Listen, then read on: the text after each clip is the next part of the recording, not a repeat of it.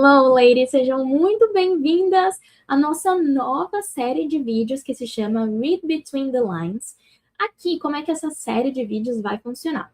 Eu vou escolher alguns livros e a gente vai ler alguns trechos desses livros. Aí eu vou interrompendo e a gente vai fazendo um estudo para que você entenda melhor, interprete melhor, tanto a relação à gramática, ao vocabulário, quanto a interpretação mesmo do livro.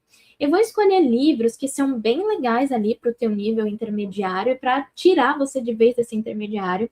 Então, se você está ali no pré-intermediário e no intermediário, você pode muito bem se arriscar a ler esses livros, que vai dar certo. Claro, você vai ter que se esforçar, ler, começar a ler inglês.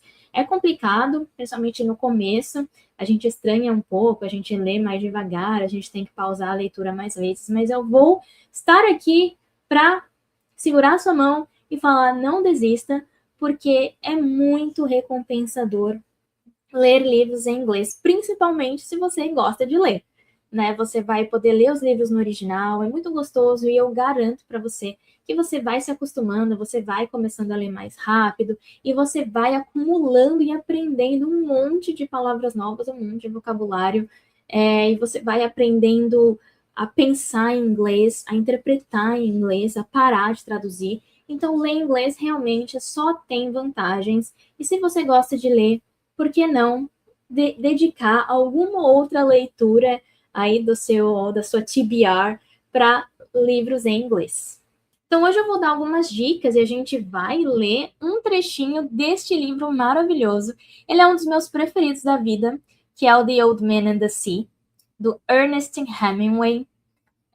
Esse livro, a primeira vez que eu li ele foi em português, e depois eu reli ele 2 vezes, então eu li esse livro 3 vezes. A primeira vez em português, para participar de uma Olimpíada de Literatura, inclusive, e as outras 2 vezes eu li em inglês. Inclusive, li com o Clube do Livro, que eu medio aqui na cidade de Santos, que é um clube do livro presencial. E eu selecionei esse livro para a gente ler com a galera gostou muito e a discussão foi incrível. Hoje a gente não vai poder discutir, pelo menos não por enquanto, mas você pode, fica à vontade para deixar as suas opiniões e as suas dúvidas aqui nos comentários. E hoje a gente vai ler um trechinho deste livro, só para te deixar com vontade de realmente começar a lê-lo. Ó, ele é bem curtinho, e o vocabulário dele não é tão difícil, ele é super ok para quem tem inglês intermediário e vai te ajudar bastante. E olha, sou suspeita para falar. Ele é incrível, eu gosto demais desse livro. Então a gente vai ler, eu selecionei o comecinho, as primeiras 2 páginas a gente vai ler hoje. Vamos ler juntas, eu vou ler com vocês e a gente vai pausando para interpretar e para comentar algumas coisas de gramática, de vocabulário e de interpretação, beleza? Bora lá? Só para te dar um contexto antes da gente começar a ler, esse livro é a história de um old man, de um idoso, que já está há muito tempo sem pegar nenhum peixe. Ele é um pescador, eles vivem numa cidade pequena, numa comunidade, uma comunidade que todo mundo é pescador, então eles vivem disso, da pesca. E esse idoso, que se chama Santiago, ele está há muitos dias sem pescar nenhum peixe. Ele é um pescador extremamente experiente, extremamente habilidoso, mas por algum motivo ele está há muito tempo sem pegar nenhum peixe. E aí um desses dias, aí ele vai para o mar para tentar pegar finalmente o peixe. E ele pega um peixão. E eu não vou mais falar nada, porque aí você tem que ler o livro para descobrir o que vai acontecer. Eu não vou dar spoilers. Mas, gente, que livro incrível que é e quantas reflexões ele gera. Vamos para o estudo dele, então? Vamos começar lendo as primeiras páginas mesmo. A gente vai ler The Old Man and the Sea. Então, a gente vai ler a página... Ai, não tem número de página aqui. Ah, não tem. Que é a página 9, 10 e o comecinho da 11. Então, praticamente 2 páginas. Então, ele começa assim, ó. He was an old man who fished alone in a skiff in the Gulf Stream, and he had gone 84 days now without taking a fish. Vamos pausar aqui para falar uma coisa que vai ser muito importante caso você decida realmente ler esse livro. Começo de livros bons, de literatura, eles são importantíssimos. Esse começo é importantíssimo, porque ele fala: He had gone 84 days now without taking a fish. São 84 dias, isso é muito tempo para quem vive de pesca sem pegar nenhum peixe, isso é muito tempo. E esse acontecimento aqui vai desencadear toda a história, tudo que vai acontecer nesse livro. Então, guarda essa ideia. E aí, agora falando um pouco de gramática, ele fala he had gone. He had gone. Se você não lembra, isso aqui é o past perfect, porque a história está sendo contada no passado. Só que esse é o passado do passado. Eu sempre falo que o past perfect é o passado do passado. Então, por isso essa construção de had gone. Porque ele já tinha ficado, isso é do passado, e neste passado, o passado já era que ele já estava ficando há 84 dias sem pegar nenhum peixe. Isso é muito utilizado em narrativas, o past perfect. Então, caso você realmente comece a ler livros, você vai reparar que tem muito past perfect sendo usado, porque geralmente as histórias são contadas quando tem um narrador, né? Seja um narrador em primeira pessoa, um narrador onipresente, as histórias são contadas no passado. E quando é um passado do passado, a gente vai utilizar o past perfect. Vamos continuar. In the first 40 days, a boy had been with him. Had been. Tá usando bastante o past perfect. But after 40 days without a fish, the boy's parents had told him that the old man was now definitely and finally Salau, which is the worst form of unlucky, and the boy had gone at their orders in another boat, which caught 3 good fish the first week. Então, o que isso quer dizer? Ele tinha um ajudante, um menino, só que aí, né, ele estava sendo considerado super azarado, porque é muito tempo, apesar de que nem eu falei, ele é super habilidoso e super experiente, a gente vai ver aqui. Mas mesmo assim, ele está muito tempo sem pegar peixe. Então, os pais desse menino falaram: não, vai para outro barco, porque esse aí é um salau. Essa história ela acontece em Cuba, se eu não me engano. Então, por isso que eles falam dessa forma. Aí, beleza. O menino foi para outro barco e aí ele continua a história It made the boy sad to see the old man come in each day with his skiff empty, and he always went down to help him carry either the cold lines or the gaff and harpoon and the sail that was furled around the mast. Então, o que isso está falando aqui? O menino gostava muito do Santiago, que é o Old Man, só que ele ficava triste, né, de ver ele chegando todo dia, come in, então chegar, aparecendo, come in, esse é o phrasal verb que eles usam, chegando todo dia sem peixe, né? Olha, gente, que loucura, eu fui fazer assim, ó, como a gente está acostumado a Kindle, a celular, foi a minha primeira reflexo aqui no livro físico. E olha que eu leio bastante livro físico. Então, legal. The sail was patched with flour sacks and furled. It looked like the flag of permanent defeat. Defeat, se você não sabe, é derrota. E patched with é cheio. Alguma coisa que tá patched with tá cheio de alguma coisa. E era o atestado da derrota do Old Man, do Santiago. E aí ele continua. The Old Man was thin and gaunt. Será que você... Eu sei que thin você conhece, mas será que você conhece gaunt? Esse outro adjetivo? Gaunt é praticamente esquelético, né? Então ele fala que é magro e esquelético. Thin and gaunt. Tá falando do Old Man. With deep wrinkles in the back of his neck. A gente tem wrinkles aqui, no caso ele tá falando back of his neck, né? Então são rugas, né? Um old man. The brown blotches of the benevolent skin cancer the sun brings from its reflection on the tropic sea were on his cheeks. Então, se você não está familiarizada com blotches, é tipo manchas na pele, né? Então, ele está descrevendo aqui como o Santiago, o Old Man, foi castigado. E isso é muito importante porque não só pela idade dele, mas pela experiência que ele tem. Ele passou a vida inteira dele no mar e ele tem câncer de pele, essas manchas na pele, as rugas. Então, isso não diz só sobre a idade física do Santiago, mas diz sobre a experiência dele. E aqui a gente tá 84, ele tá 84 dias sem pegar peixe. The blotches, de novo, ele usa essa palavra, né, que são as manchas na pele. Ran well down the sides of his face, and his hands had the deep creased scars from handling heavy fish on the quartz. Então ele continua falando os atributos físicos. Então a gente tem aí os blotches na pele, scars, né, que são as cicatrizes na pele. Então, assim, tudo isso tá falando mais do que simplesmente, pô, o cara é castigado. Tá falando da experiência. Ele passou tanto tempo no mar, tanto tempo fazendo isso, que ele tem as marcas dessa experiência na pele. E aí ele fala, but none of these scars were fresh. Então, quando algo é fresh, is fresh, é que é novo, é recente, fresh. Mas ele tá falando, none of this, nenhuma dessas era fresh.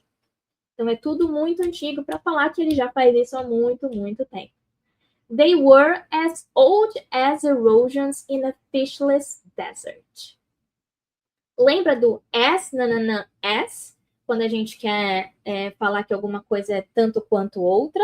As old as beautiful as. Então, tá comparando, né? Não deixa de ser uma comparação, mas uma comparação de igualdade. As, nananã, o adjetivo as. É que ele fala as old as.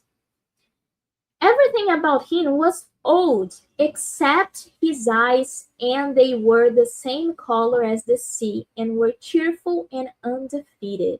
Sabe o que é undefeated? É quando você não se dá por vencido, você é undefeated. Então ele fala que tudo no velho era velho, menos os olhos. Olha só que lindo, né? Que eram da cor do mar. Então, tá falando realmente que ele tem muita, muita experiência, não é de maneira alguma unskilled, né? Então, se você é skilled, você é habilidoso. Se você é unskilled, você não é habilidoso. Não tá falando de maneira nenhuma que ele é unskilled, muito pelo contrário. Santiago, the boys said to him as they climbed the bank from where the skiff was hauled up. E aqui, eu quero só deixar uma dica de pronúncia que o livro fala assim, the boy said, é o passado de say, que a gente nunca fala, eu vejo muita gente, até pessoas intermediárias, às vezes até avançadas, falando said, mas essa palavra a gente pronuncia said, o passado de say é said, say, said. Então, the boy said to him. O que o menino falou? Ele falou assim, I could go with you again, we'd made some money. O menino, gosta muito dele e quer ir com ele. The old man had taught the boy to fish and the boy loved him. Então o menino tem uma conexão, loved him. Ele tem uma conexão muito forte com o Santiago porque ele ensinou ele a pescar. E aí o Santiago fala, no, the old man said. You're with a lucky boat. Stay with them. But remember how you went 87 days without fish and then we caught big ones every day for 3 weeks? I remember, the old man said. I know you did not leave me because you doubted. Então, doubted. É o passado de duvidar, doubt. Aí o menino fala, it was Papa made me leave. Então, quando eu quero deixar aqui um adendo, quando alguém faz você fazer alguma coisa, você fala, fulano made me fazer alguma coisa. Nesse caso, o pai do menino made him leave. Made me leave. Então, sempre você vai usar esse bloco. Made me, quando você faz quando alguém te faz fazer alguma coisa. Made me do it. Made me call him. Tá? Você pode usar à vontade nesse sentido. I am a boy and I must obey him. Sabia que obedecer é obey? You obey someone. Então, aqui ele fala obey him, the father. I know, the old man said. It is quite normal. E aí eu vou abrir um adendo para quite, porque quite é um intensificador e muita gente utiliza quite errado. Então ele é um intensificador que significa bastante. Então aqui ele fala it's quite normal, é bastante comum, é normal, né, que meninos obedeçam os pais, não tem problema nenhum. He hasn't much faith, né? Tá falando que o pai do menino não tem muita fé que eles vão pegar um peixe aí, né? No, the old man said, but we have, haven't we? E aqui é uma question tag. Quando você fala, que é praticamente o nosso né do português, mas eles não falam né no inglês. Se você fala, she is beautiful, isn't she? Esse isn't she é uma question tag, que é tipo, ela é bonita, né? Quando você quer instigar uma resposta da outra pessoa. E aí você sempre vai usar o oposto. Então, se você está falando se a sua afirmação é no presente, no afirmativo, a sua question mark vai ser, a sua question tag vai ser negativa. Então aqui ele fala, but we have, haven't we? Então, afirmativa, we have. Para falar né, haven't we? Aí ele vai falar na negativa, haven't we? Tá falando, a gente tem, né? A gente tem fé. Aí o menino fala, yes, the boy said. Can I offer you a beer on the terrace and then we'll take the stuff home? Então, eu quero chamar uma atenção para uma coisa de pronúncia, que é o can I, can I, can I. A gente não vai falar can I offer, can I offer, can I offer, que é o nosso connected speech. É claro, você está lendo e isso não vai estar escrito aqui, mas quando você escutar isso, pessoas falando, que é muito comum de oferecer algo, can I offer you a beer? Então fica de olho nessa junção que se chama connected speech. E aí o old man fala, why not? The old man said, between fishermen. E aí eu quero chamar, para a gente finalizar esse vídeo para não ficar muito longo, why not? É muito comum quando você quer falar, por que não? Você quer concordar com alguma coisa. Posso te oferecer, vamos lá no shopping? Why not? Let's go. Vamos fazer tal coisa? Why not? Entendeu? Isso é muito comum de como resposta, responder why not. E aí o old man fala, why not? Between fishermen. Entre pescadores, né? Que os dois são pescadores. Gente, eu espero que esse trechinho, tá vendo quanta coisa eu não falei de tudo que eu queria falar relacionado à gramática e vocabulário, senão esse vídeo ia ter 1 hora e a gente tá falando de 2 páginas.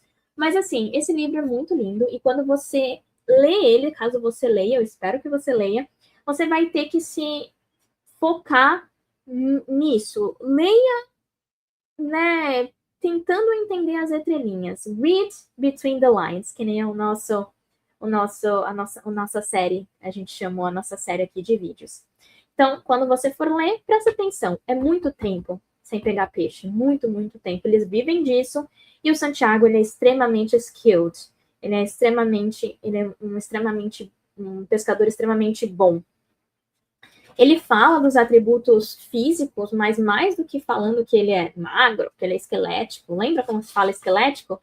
Deixa aqui nos comentários se você lembra como se fala esquelético, que eu acho que essa é uma palavra nova para você. Deixa aqui nos comentários todas as palavras novas que você aprendeu aqui nesse vídeo, só em 2 páginas. É claro, você não precisa pausar a sua leitura quando você for ler todas as palavras novas, porque senão a leitura pode ficar meio maçante, mas uma outra que você achar que prejudicou o seu entendimento, dá uma olhada, procura o significado. E aí você tem que, quando você for ler esse livro, você tem que pensar nisso. É muito tempo sem pegar peixe. Ele é muito habilidoso. O menino tem um carinho muito forte por ele, porque ele ensinou ele a pescar. E aí, ao decorrer do livro, ele vai para o mar e vocês vão ver o que acontece neste dia que essa história foi escrita. Né? Que é, claro, uma ficção, né? É um livro muito maravilhoso, eu super recomendo vocês a lerem. Mas a gente vai ter aí outros vídeos durante essa série de vídeos, Read Between the Lines, que eu vou fazer exatamente isso, ler alguns trechos de livro e a gente vai dando uma pausada para falar sobre gramática, vocabulário, e para vocês verem que não tem nenhum segredo, não é nenhum bicho de 7 cabeças começar a ler inglês. O maior desafio realmente é começar. Gente, muito obrigada. Se você assistiu o vídeo até aqui, não esquece de deixar seu like, isso ajuda muito. E se você não está inscrita no canal, já se inscreve. E não esquece também de mandar esse vídeo para aquela sua amiga que adora ler e está pensando, está namorando em começar a ler inglês, ou aquela sua amiga que já lê inglês. Então manda para ela que eu tenho certeza que ela vai aproveitar muito essa série, que está começando o primeiro episódio hoje. Muito obrigada. Gente, até o nosso próximo episódio do Read Between the Lines, que eu vou trazer um outro livro. Sempre livros nesse nível intermediário, para realmente instigar vocês a começarem a ler inglês. Muito obrigada, galera. See you. Vejo vocês no próximo vídeo.